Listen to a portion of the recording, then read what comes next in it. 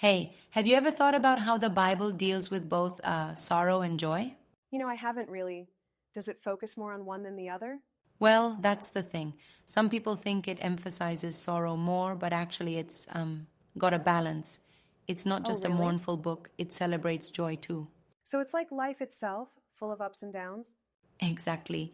The article I was reading points out that despite being written by serious people on serious topics, the Bible isn't all gloom and doom. It includes, parties, music, laughter. Yeah, of course. That's refreshing to hear. It's like the Bible understands that life isn't meant to be all work and no play. Precisely. It's like a well balanced meal. Too much of one thing isn't good. Haha, Pleasure is part of exactly. life, but it needs to be in the right proportion. So everything in moderation? Yes, and the Bible warns against overindulgence, but also against denying ourselves the joy that makes life rich. Right? Makes sense. But um, why do you think people sometimes see the Bible as focusing on sorrow more? Maybe because the messages about comfort in sorrow are so prominent, Mm. but the article suggests that perhaps we've overemphasized that, overshadowing the messages of gladness. Interesting point. So, how does the Bible actually provide comfort in sorrow? Well, it offers several forms of comfort. One is the idea that God is with us in our suffering, pitying and sympathizing like a Yeah. parent. Also, that our hardships can lead to growth and a greater good. But doesn't that risk minimizing people's real pain?